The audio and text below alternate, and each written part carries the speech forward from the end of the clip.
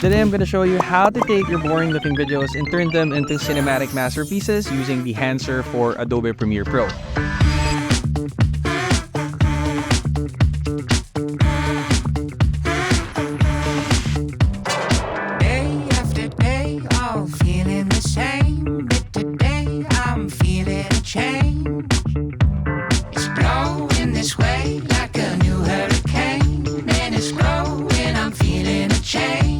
Hi, my name is Justin, and this channel is all about photography and filmmaking things and helping you make better videos 1% at a time. But before anything, for full transparency, Dehancer did give me access to their pro version so that I'll be able to test it out and give you a completely honest review as best as I can. But they didn't pay me to say anything, so all the things I'll be saying will be completely based off of my experience. I didn't have a say in the script, and I didn't even have to send this to them prior to publishing on this channel. With that out of the way, let's get on with this video.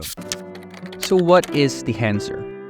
As someone who's always struggled with color grading, I've watched countless videos on YouTube to learn it. Even took Matty Hapoy's color grading course at one point, and even though I've been doing this video thing for quite a while now, I've never really been comfortable and confident enough with it. That's where Dehancer comes in. Dehancer is basically a film emulation plugin for Adobe Premiere, After Effects, DaVinci, and Final Cut Pro. They also have an iOS app which also works with Photoshop, Lightroom, Capture One, and Affinity Photo.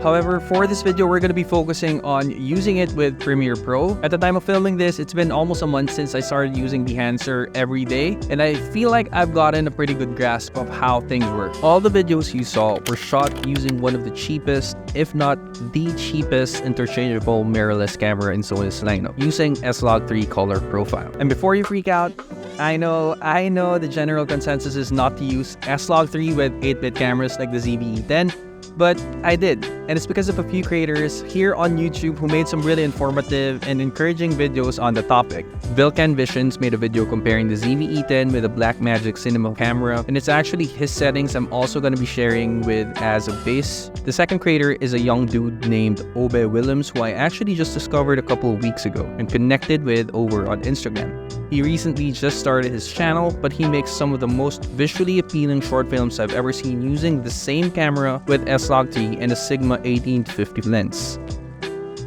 Lastly, Ryan Cao also very recently made a video on the ZV-E10, and even though he didn't use SLOG 3, seeing how he was able to get cinematic looking videos with it just gave me the confidence and courage I needed to try this out for myself. And honestly, I'm so glad I did. I think the videos turned out great. They look so much better than all my other previous videos that I've shot before, at least color grading wise. And I'm hoping that after watching this, you'll kind of get a sense that you might not need to get that shiny new $100,000 cinema camera to make your videos more cinematic after all. Now, before you start grading, you're going to need to expose SLOG 3 correctly in camera. So you're going to go to your menu. You're going to want to select Picture Profile 8, which is SLOG 3. And for color mode, I set this to S-Gamut 3.cine. You see here in saturation, I bumped this up to +20 or +18, but usually I just leave it at +20. And for detail, I changed this to -7. For low light conditions, I try to avoid raising the ISO past ISO 1600, and if I really needed more, to keep it at ISO 3200 max. Alright, so we're here in Adobe Premiere Pro, and I already have a couple of clips here on the timeline. We're going to use an adjustment layer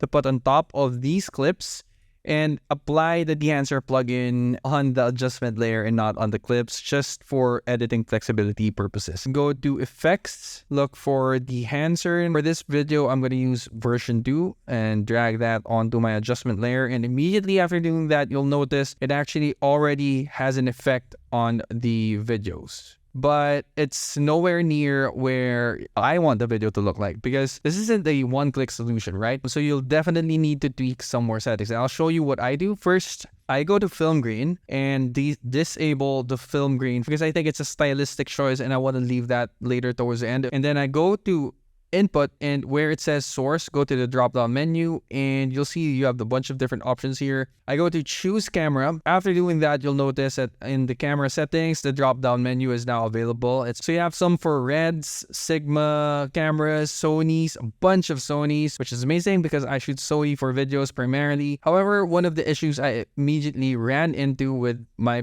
workflow is seeing that the ZV-E10 isn't actually part of the camera profile lineup, right? Which is unfortunate, but not the end of the world. It's a good thing. I know that the ZV-E10 uses the same exact sensor as the A6400, and if you look for it, you'll see that they have a few camera profiles for the A6400. And since we shot this in SLOG3 S-Gamma3.Cine, it's going to be a matter of simply selecting A6400 SLOG3 S-Gamma3.Cine. I open film, I open film developer, film compression, expand, and print.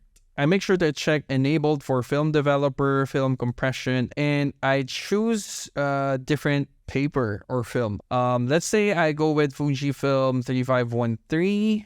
This is where Dehancer shines because you're actually just playing around with a bunch of sliders. In the film menu, you also have a lot of different film simulations to choose from, which is amazing. And you know this, you can get really like hooked on this. You can go like, this is a rabbit hole in itself, kind of like picking a lot, I would say. I know it's not exactly a lot, but it's kind of what it does. And then I'll play around with these settings, you know, try to get the exposure right, trying to see what does what, and kind of go from there. This can take as long as you want, obviously, but that's generally how I work with my videos. A couple of things I really love about Dehancer is this too.